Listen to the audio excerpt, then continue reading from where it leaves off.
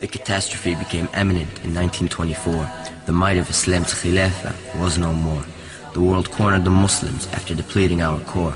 They took out their militaries and came knocking on our doors. They began to invade our countries from every shore. They taught us nationalism, tribalism, and our unity was out the door.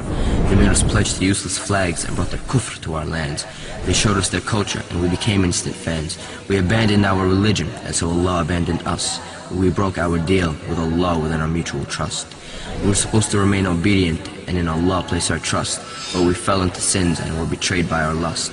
Allah sent us a messenger who taught us success, to aim for Jannah and love this dunya much less. But we took the blessings of honor and power for granted, so when we strayed from Islam, a wake-up call we were handed. The troops of the devil in our nations quickly landed, to colonize the Muslims with their kufr so candid. But we still didn't learn and so soon we became related. They were far from Allah and Islam is what they hated. We too loved this dunya and our iman had long faded. We didn't realize that the gates of Jannah are gated. Earning Jannah means putting desires to the side, if we expect the gates of paradise to open for us wide. But since we abandoned Allah and forgot our religion, Allah says be, and so He carries out His decision. The worst amongst us were made to lead us. They too were oppressors and didn't even feed us.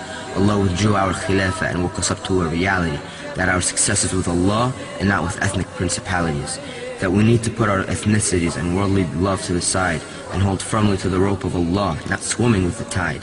Our return success as an ummah resides in following the prophets and Sahaba's lives, and learning about and adhering sternly to the Quran and the Sunnah, and implementing Allah's laws collectively as an ummah. To rise back to the top, we must return to our deen, beginning with our own individual beings, then moving on to our families, communities, and nations, establishing with Allah the best of relations.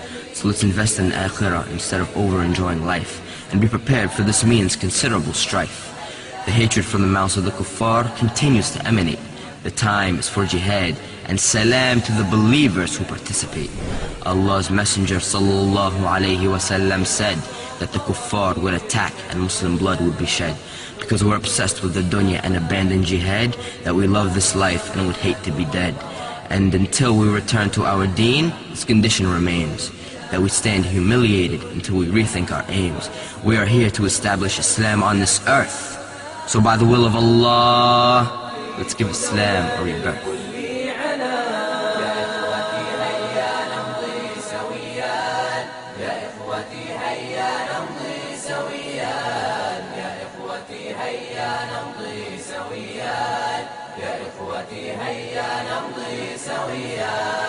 نطور نبغي سبيل المنى ونحفظ دوما مكاسبنا نزيل التخلف رمز الكسل نشجع نحو البلاد